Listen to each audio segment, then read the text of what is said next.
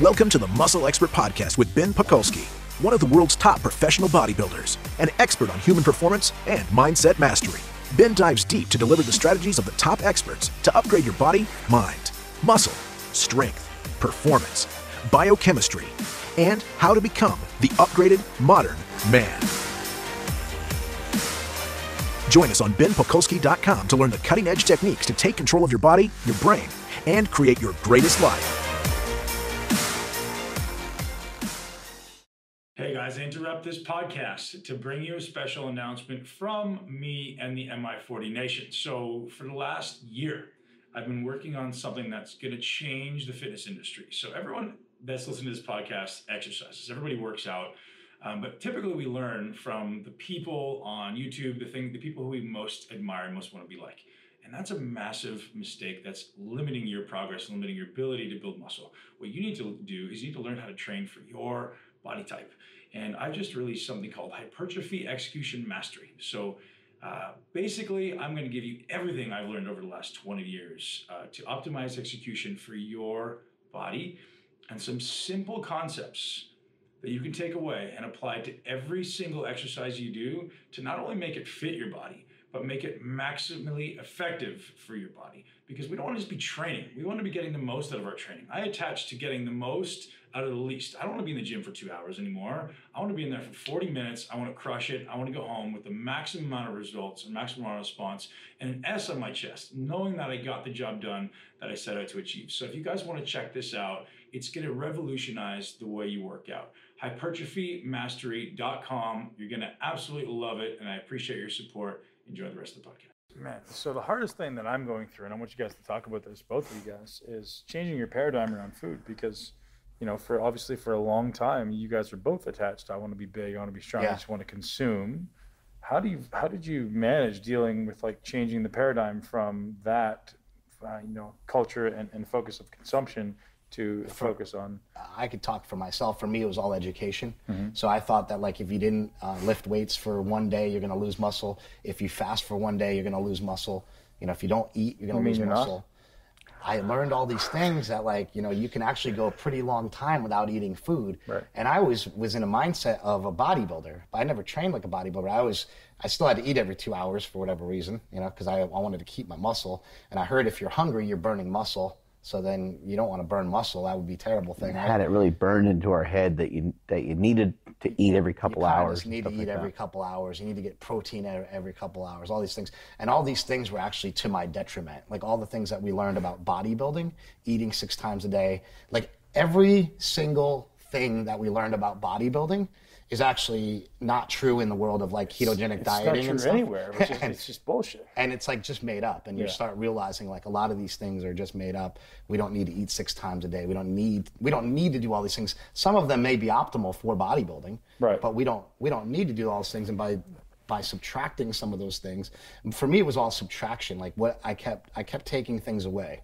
I kept peeling things away until we got all the way to the point of, like I said, now we're doing a carnivore diet, which is just basically an all meat diet, right? And so that peels away everything and leaves you with a lot less chances of making errors, and also a lot better chance of getting the proper nutrients in, because we know that red meat has so many nutrients in it when you compare it to other foods. Sure, but it's very specific nutrients. You're not going to get an array of nutrients. When we specifically take out other foods and we're left with just red meat, things like intermittent fasting become really important, because we don't have red meat in our pocket 24/7. Sure. Even though I do, this is where I work and everything, and I can kind of create what I want here, I don't have food here. I have it at home, and when I go home, or even when I start my day with breakfast, I can have a nice meal for breakfast. I can be here for however many hours, and I can be adapted to whatever it is we're going to do. If we're going to train, if we're going to podcast, if we're going to be live on Facebook, whatever we're going to do, or I could stop and go to lunch like we did today. I was going to fast for most of today. And it was like, okay, let's stop and go to lunch. So boom, we stopped and went to lunch. I can adapt to whatever it is I need to adapt to without having any losses. And I can mentally feel strong and clear.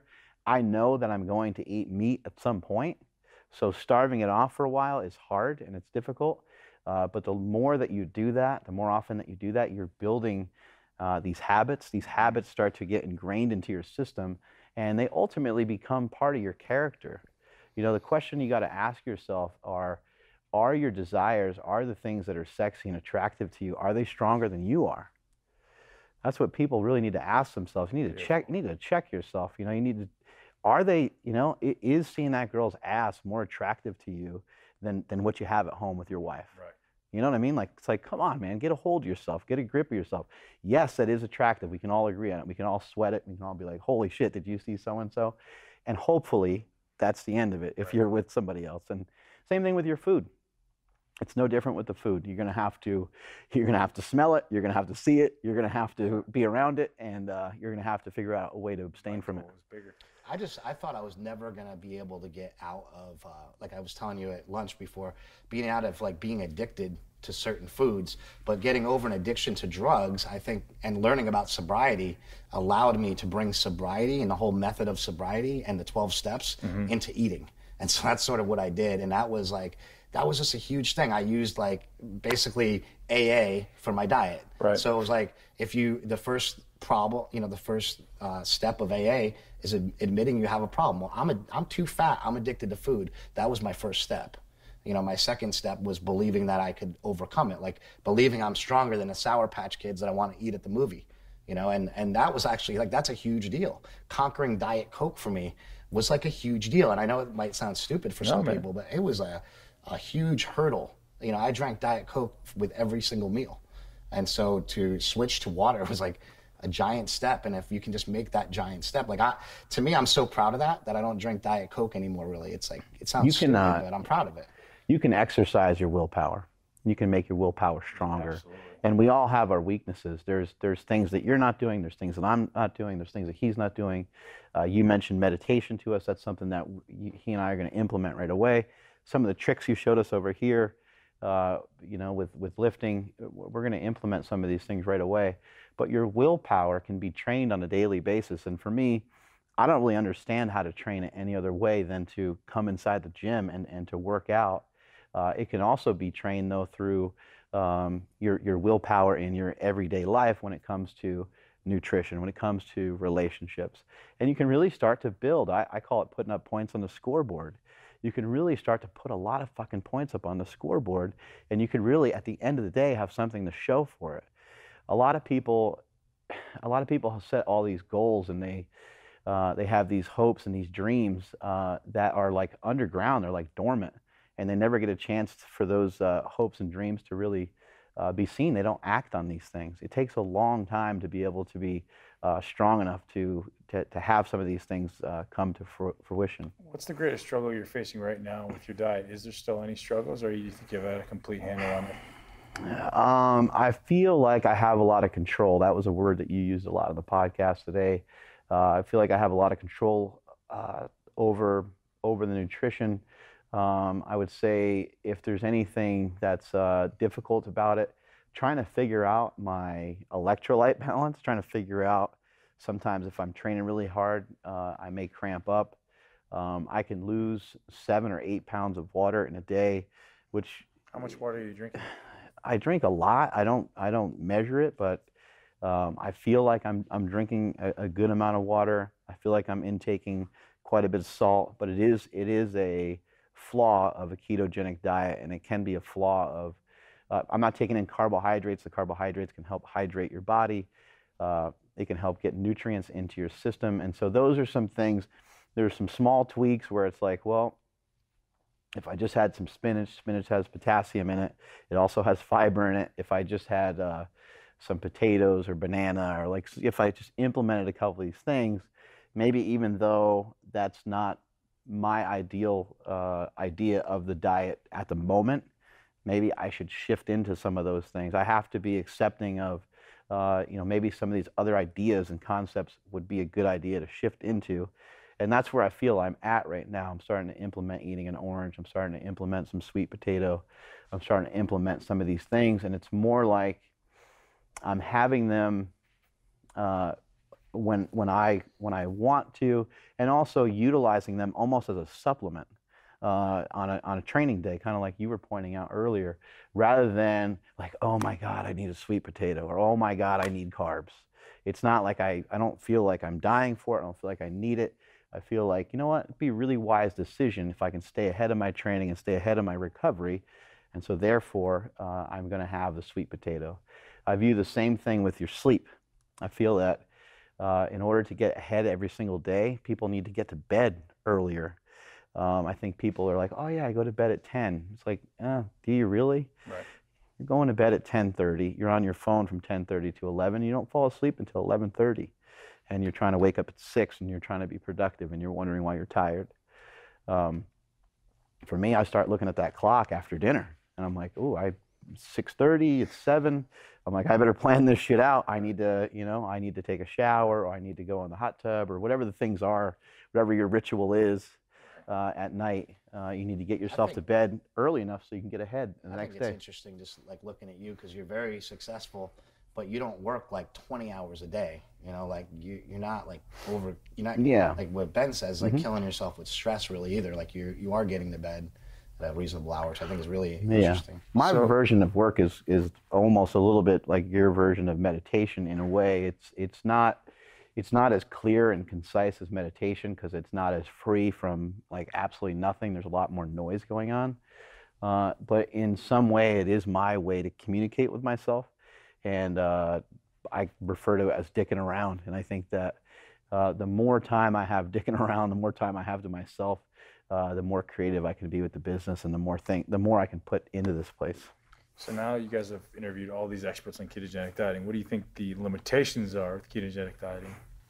I think there's limitations with anything. I think you're going to get to a point all the time in a diet where your body just gets like used to it, and then there's time to switch things up, right? So your body's always looking for homeostasis. It's always like looking to try to keep things at status quo, and with that, your body's always going to end up getting used to something, and you're going to have to like change it up at some point. So I think like a ketogenic diet, like for me, I was doing keto and it was working great, and I lost 20 pounds, and then it just stopped. So then I started this carnivore diet, and that's been working really good. But the weight loss has sort of just stopped, right? So if I want more weight loss, there might need to be some sort of switch to that, where it might just need to be stricter, or maybe it's calories. Like I'm not sure yet. I haven't come to the conclusion on what it is that stopped me from losing weight, but I'm trying to find out, and that's why we keep going with this film. Let's try to. It's either calories, less calories in or more calories out, right? That seems to be the simplicity of it. I mean, there's other levels there, optimizing your cellular health. Yeah. Maybe it's just manipulating that training a little bit, in which case, talking to what Mark said, it could be the timing of the food. It could be a lot. There could be a lot of things, right? Adding in a little bit of carbohydrate to fuel more performance in your workouts. Because right now, also the diet is it's willy nilly. It's like whenever you're hungry, you eat. When you're not hungry, you don't eat. When you're, if you're starving, eat a lot. If you're not hungry, so some days like I'll eat a pound of meat, and some days I'll eat 4 pounds of meat. It just sort of depends. So that's really hard to gauge where you're at. It's all. So I would think like talking about limitations, like if you're trying to get ready for a bodybuilding show or something, like you really wouldn't want to do something where you can't control it so much, right? Like you're not. I would say like more in general, like the limitation of a quote unquote ketogenic diet is trying to be on a ketogenic diet. I don't try to be in ketosis. I don't pee on sticks. I've never really gotten, not never, there was a period of time when I did a bodybuilding style diet, which I actually enjoyed and actually worked really well. But that's not my style to be meticulous in that way. I don't operate that way very well. I don't weigh anything. I don't pee on sticks or check my blood, or I don't do any of those things. And I actually, from being on a ketogenic diet on and off for the last 20 years, what I have discovered for myself is just that I don't think I need to be in ketosis. I actually think that being in ketosis for too long, I think, is to my detriment, and producing too many ketones maybe to my detriment. Trying to flood my body with too much fat seems to be to my detriment as well. Right. I just think it gets to a point where there's some diminished returns, and I think having a little bit of carbohydrates, maybe a little bit like more like Mark Sisson was somebody that we talked to. He's got Keto Reset. I think Mark Sisson was probably, and also the Metabolic Diet by Mauro Di Pasquale. Mauro Di Pasquale pointed out that the longer that you're on a ketogenic style diet, the more carbohydrates you can implement, and over a period of time, you should be able to have 50, 100, 150 carbs in a given day and not have it, make you fat. Come around to actually is something that looks very similar to what it sounds like you're eating. Like that's what it seems like we're going to come around to, right? So it seems like we're all kind of in agreement in a way that like, hey, keto frozen works really bananas. Good. Yeah, keto works really good for some people for a certain amount of time, right? And then you got to try something else. And like when you get to a certain point, like yourself, like Mark, you guys are already like you're really lean, in great shape, right? So how much more ripped do you need to be, or this or that, to not eat the potato, or not, just enjoy it? Who cares? So it's like I feel like I'm getting to a point. Like I just got my body fat checked at it was like 17% or something. So like I'm happy with that. But I'm not super happy with that. I want to get my body fat down lower before I sort of switch anything up. Right. I might have to switch it up before I get lower. We'll just see. Right. Guys, we're at the Super Training Gym in Sacramento, California, with Mark and Chris Bella talking about ketogenic diet. And these guys are traveling the world right now, interviewing the world's experts on intelligent nutrition strategies, ketogenic dieting, trying to find the best strategy to live your best life, your longest life, and have great sex and big muscles. Yeah, just provide good information. So thank you so much for joining us. If anyone's got questions, fire them into Facebook right now. Guys, what I want to know is your opinion, and I give you my opinion on ketogenic dieting and performance. So you've interviewed some extremely bright people on this stuff. So getting into, what do you think about ketogenic dieting for people who are athletes? Yeah, some of the people that we talk to, because that's their space, ketogenic dieting, they're like, oh yeah, it's totally possible to gain muscle on a ketogenic diet, or it's totally possible to have high performance.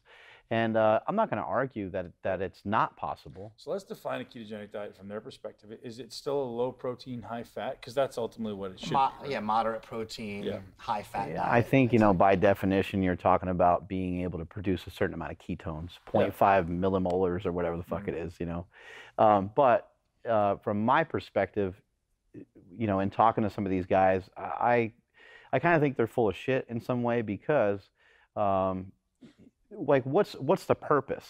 Like, am I just going to defy you? Like, you're a professional bodybuilder, you've been around it, you've been around the top 50 or top 100 guys in the world for a decade. Am I just going to be like, no, Ben, I don't need carbs, I'm going to do it this way? Why?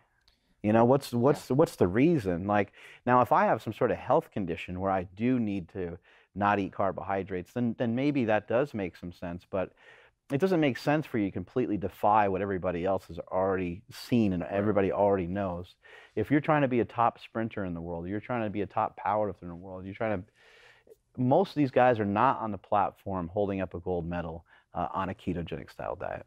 Completely agree with you, man. I mean, ultimately, performance is fueled by carbohydrates, and you may not need a lot, you may not need a ton, but I think you need some. I think it's important, and the term we talked about is metabolic flexibility, right? And that's what I'm trying for. Is I'm trying to consume as much fat as I can and still have some carbohydrate, right? Like, I feel good on fat, but at the same time, I still think I need carbohydrate to recover from workouts, to fuel some metabolic processes, to inhibit cortisol a little bit when I need to. Even just to be social, and even just for fun. Sometimes, right? I mean, hey, we are social beings. Just a little bit, just to have a beer with somebody or have some wine. I think there's a couple different. You should design keto beer. Keto beer.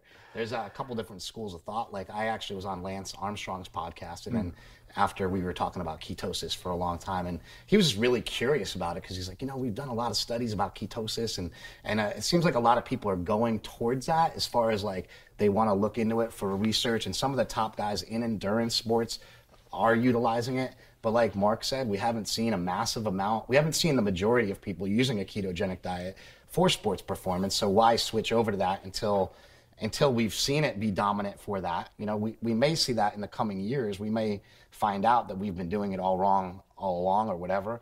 But we haven't figured that out yet. And until we figure that out, I think it's like dangerous to jump ship. Now, having kind of said better, having said all these things, I do think it's important for a lot of people to embark on a ketogenic diet, to at least try it for a period of time, because I think that most people are too fat, regardless of the sport. Into sedentary. Right. That's where I would agree with him. I'd say, like, most average everyday people should know about it Right. and should have it as a resource. When it comes right, as a tool. to athletics, why not, if you're a 205-pound MMA fighter, why not kind of size up the other 205-pound MMA fighters and think, well, what percentage body fat are they approximately? Am I 10%, am I 10% off of where they're at? Well, maybe I should, in the off season, be on a ketogenic diet to reset my body so I can take on more carbohydrates with a leaner body that has a little bit more muscle, a little bit of a reset.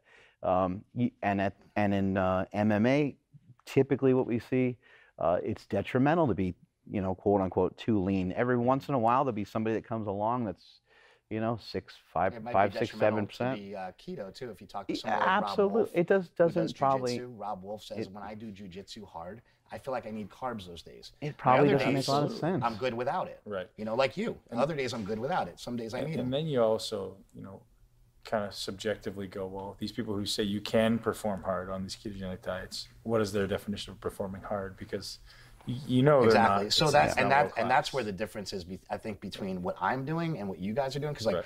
I'm not able to perform at like an elite level and power. Like I'm all beat up and everything. So like for me, I'm just trying to be the old guy that's hanging on and still like looks pretty decent, right? So I'm not trying for performance. And if I was, I definitely wouldn't just be doing a ketogenic diet. I'd be looking into other things. Yeah. Brilliant. Because I don't think I have what it takes for performance anymore. So we had Travis asking about what are your opinions on sugar alcohols, and what do you do now for cheats? Do you have any keto cheats? We both hate sugar alcohols, I think. Yeah, sure. Disaster pants. Yeah, I think sugar alcohol. Your stomach tells you the story. Have something that has sugar alcohol in it, and you're going to have some gastrointestinal problems, right? You're going to be farting all day. I think that when it comes to websites like ruled.me, which has a ton of really great information on some different snacks and some different things that you can have, I think those things are fantastic. It keeps you on the diet in the beginning. However, even those things can kind of roll you down the wrong way, can lead you down the wrong path. A cheat is a cheat, and as you continue on the diet, again, what I said earlier is you can build willpower and you can build really strong habits to the point where your worst day that you've ever had, your worst day of dieting is still 100 times better than your average person. And that's what you're trying to build, because you're trying to get better every day, and you're trying to leave your old self in the fucking rearview mirror. It's really rare to see somebody really ever make a real change. And that's why I'm so proud of him, because I don't think people, you hear him say, I was addicted to alcohol, I almost died, or you hear him say these different things. And we hear people say it a lot, but I lived it with him. I was right there with him the whole time. And to see him make these changes, to go from that to not being able to take care of himself, we had to come in and help him. And now he's on his way, and he's fucking doing awesome. And on top of that, he's getting in better shape all the time. He's taking selfies. You know what I mean? He's taking selfies. We're seeing like a cap. We're seeing a fucking capped shoulder going on. There's some really amazing changes. And all the people I've worked with over the years, when it comes to powerlifting, it's really rare to see a real, and it's really rare to see a real change. Somebody leaves their old self, in the fucking background. It's hard. I'm living it right now. It's still hard, because I tell him every day, like, this movie, like, is not complete or not done or will not be finished unless I get to the goal. Like, I need to show people that you can make a real change. Otherwise, like, people are going to watch this and be like, okay, so the fat guy in the beginning is a fat guy at the end. That's perfect. Like, great movie. You really taught us a lot, So I think that you really do need to make that change, or at least make the effort and show that you didn't make that change. So maybe the diet is unsuccessful, right? So either way, you got to show something happens. And right. My goal is to be like, hey, I like this diet. It works for me. I want to show other people how to make positive changes in their life, because this film isn't going to be just about nutrition. We are treating an addiction. We're treating an addiction to carbohydrates, just like we're treating an addiction to anything else. Now, that addiction is different, and like, people aren't knocking over liquor stores to get their gummy bears. However, there is a lot of damage. Maybe because it's, people always say, well, nobody's, performing sexual favors to get sugar. Well, it's because it's readily available. It's readily available. Yeah. If you made it hard to get, you put it on the black market, I guarantee you they would be doing the same thing, if not more than they were for illicit drugs. Yeah, you know? sure. So maybe it's just the restriction of it. But like, I feel like we are treating this sort of addiction that needs to be looked at, you know, and in more of terms that it is an addiction, and it is like a big problem that we just need to know about, we need to be aware of. It's just like the opioid addiction, right? We're not gonna just all of a sudden just stop it and shut it down. But if people are aware and they know, and you can teach your children, like, hey kids, these drugs are bad, these are for use in cancer patients and only people that really need them. And your kids get that drilled in their head, they're not gonna go towards those things, right? Hopefully, right? And that's all like we're trying to do too, is educate people about food. Don't go down this path. We went down this path, even the younger kids, like I was saying before. I'd like to inspire the young kid at 14 years old before he gets fat to say, hey, here's what maybe you should be looking at. Even before 14 years old, man. I've got an 11-year-old son, and I see him now already aware of the food he's eating. And it has nothing to do with me trying to influence him. It's just to do with his friends. He's watching what his friends are eating. And the kid won't eat carbohydrates. And it has nothing, like I force carbohydrates in. Yeah, there's a great documentary for kids that my friend made, Kurt Engfer. He was actually an editor on Bigger, Stronger, Faster. Made a movie that nobody saw on Netflix called The Kids Menu, and it's about kids eating healthy, and it's really good. Awesome, check it out. It's the same guy that made Fat, Sick, and Nearly Dead, which is a great film too. So guys, we're sitting here at Super Training Gym with Mark and Chris Bell talking about their new movie that's coming out sometime, I'm guessing this year or next year. Probably next year. Next year. Now, these guys are traveling the world right now, learning from the top experts in ketogenic dieting and finding the best way to implement a low-carb diet into their life. So they've tried everything from ketogenic to now into a carnivore diet. So we're discussing that and taking questions here live on Facebook. So if you want to know anything, drop it in the questions. And obviously give us a like, give us a share, because these guys are awesome. We're grateful to be here in this amazing gym in Sacramento, California. How long, questions that are pretty simple, but you guys can answer these. How long is a good time to stay in a strict ketogenic diet from what you have now known, what you experienced? And what I advise people to do, something I wrote about in my book, The War on Carbs, is just to try to stay on it for as long as you can. Try to stay with it for as long as you can, because most of the time something's going to happen, life happens, things pop up where you're going to a wedding or you're going here or there. Just allow it to happen naturally if there's some cheats in there. But again, we are trying to create better habits. We are trying to have control over what it is that we're doing. So I never really liked a planned cheat. And I also, there's some little tips and tricks in there that you can do. Like for him, he likes to, eat candy or eat this or that during a movie, when he goes to but it's only when he goes to the movie theater. So try to rationalize stuff to yourself. Like I love having a pretzel when I watch a movie. If having a pretzel at a movie that I go to once a month is making me fat, there's a bigger problem. There's a lot of problems going on, right? If eating some candy, even if it's 1,000 calories worth of candy during a movie is a problem, then you have other issues going on. You're not moving around enough. There's a lot of other things going on. So, just realize that you are going to pop off this diet at some point, and just try to get on that train for as long as you can. The longest I've ever been in ketosis was for like 20 plus days. I stayed on a very, very low carb diet for an entire month, and I was registering the ketones for like 20 days in a row. Carbs, I was like 45 days in. I'm like, I have not had a carbohydrate, like literally was going zero, like in the beginning. I was like, I haven't had a carbohydrate in 45 days. And I'm like, you should be proud, right, of yourself. And he was like, what are you talking about? I cheated. I'm like, you did? He's like, oh yeah, I did like 20 days in, I cheated. I'm like, oh shit, I never cheated. And for me, that was the first breakthrough. The first breakthrough was like by accident, because I didn't think I could do it, but I was just trying to go as long as him. So I thought he had me way beat, and then I had him beat, right? So to me, that was like, wow, I even stayed on longer than Mark, which is rare. Was there a point there where, in the beginning you didn't feel awesome, or did you feel great right away? No, you feel terrible. And then what point did you start feeling great? I think you feel terrible in the beginning because your body's switching over from burning all those carbohydrates. You're so used to having that constant flux of glucose. And we call that like the keto flu. You start feeling sick and things like that. I would also say that you shouldn't really be feeling that bad, though, because you should be consuming a lot of calories, and you should not be. I think the biggest mistake and the biggest reason why people feel sick when they get on a ketogenic diet. I think keto flu is something that happens to people that are really deep in ketosis, that have been doing it for weeks on end, and they have a really huge influx of ketones. I think everybody else is fucking lying, and I think they're full of shit, and I think they're just being pussies. I think when you go on any nutrition plan, you shouldn't be on a diet in the beginning. I think that unless you're experienced, unless you've been doing it for years, you should not be cutting calories. You should not be trying to eat a lot less food.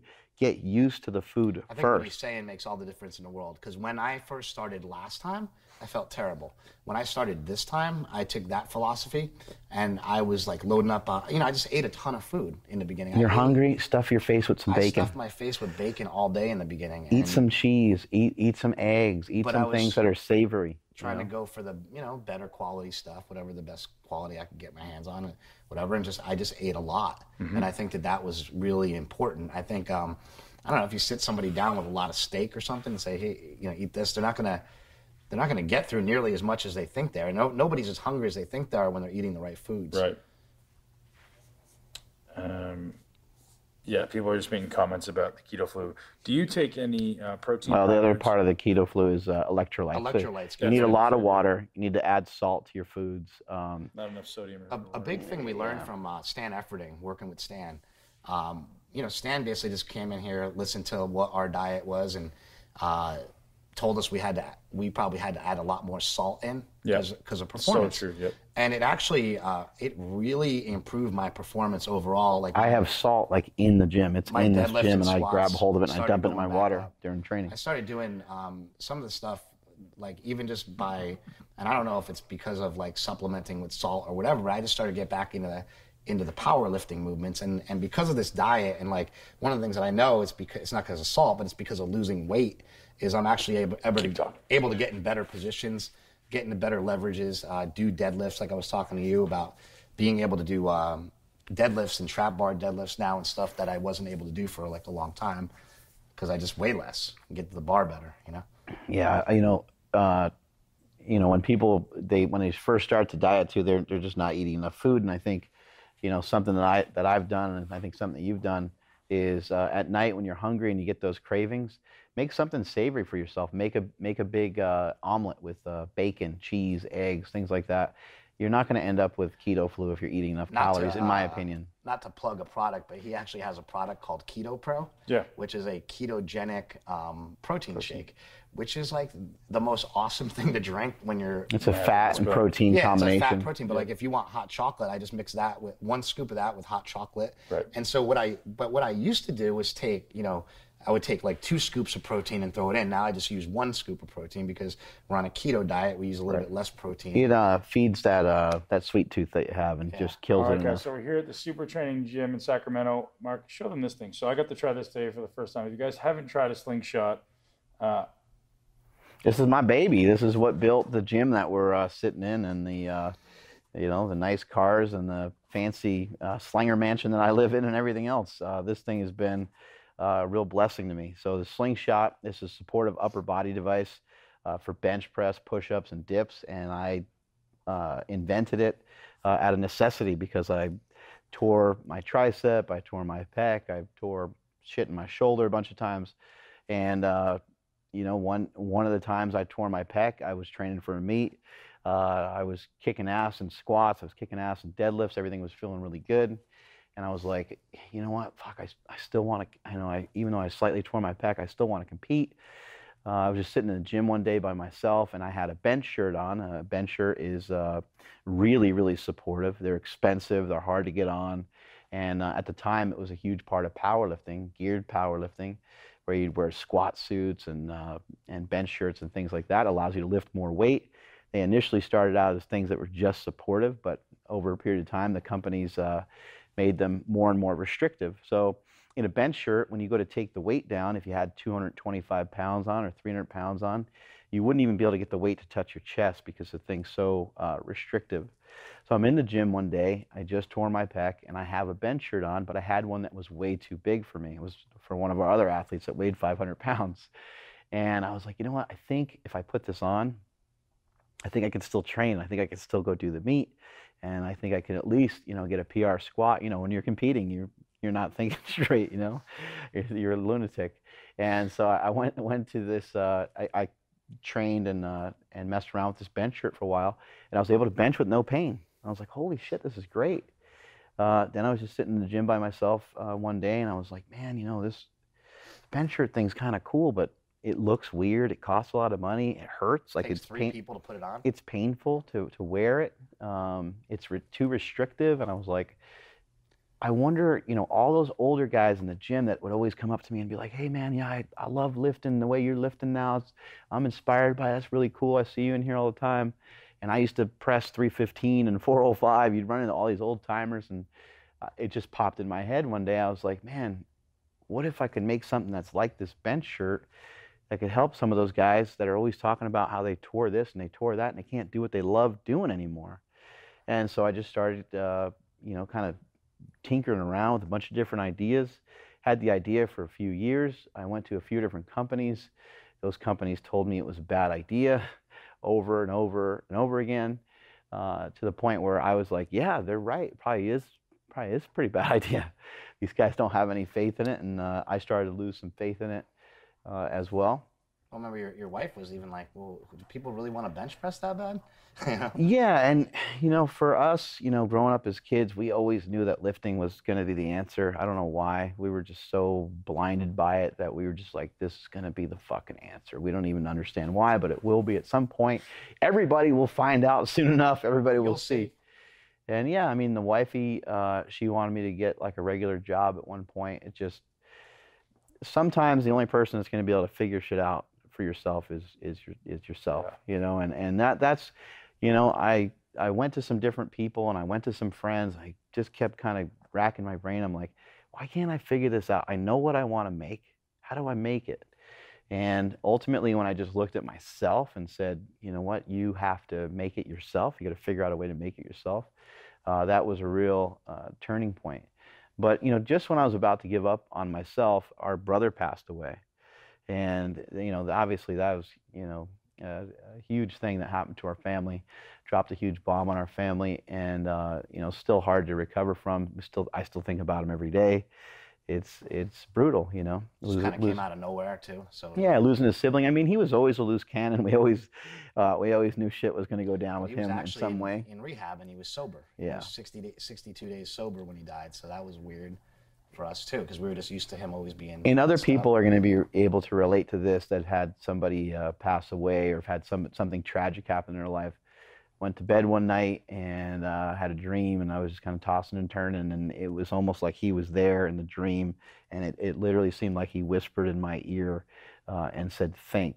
And I just, at that point in my life, it wasn't like I was a loser. I was willing to work hard, but I didn't have a lot of direction. I didn't know what I was doing. I didn't have any money. I had no, you know, I was not on the radar as far as the federal government is concerned. I was not a tax-paying citizen.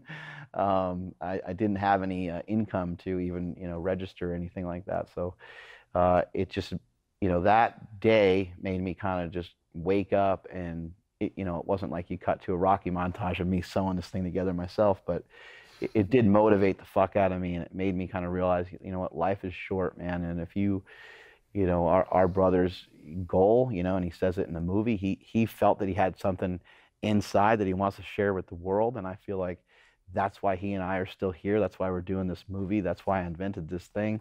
That's why I have this free fucking gym, is to get that message that was inside of him out. He was the one that got us into lifting in the first place. He started this whole thing. Yeah. He started this gangster shit, and we're gonna finish it with an exclamation point. And so it was, you know, just use the resources around you. Those of you at home right now, those of you watching some of this right now, there used to be, you know, 7 degrees of separation. I think nowadays with the internet, there's really like 1 or 2, and I just kind of used all the resources that were in my corner. You could pretty much my wife's friend sewed the thing together for me, and I at that point I knew what I want the product to be made out of, and I Googled on my phone from Starbucks. I Googled it on my phone from Starbucks, knee wrap manufacturers, and I found one that could make this thing, and it's not complicated. it's very simple. The difference between somebody who's successful and somebody who's not is just a person that's successful just kept plugging away. They just had their head down and they just they did it. One foot in front of the other. So guys, where can you get it? MarkBellSlingshot.com. And where can they find out more about you guys? We did an awesome podcast today. Tell them about it.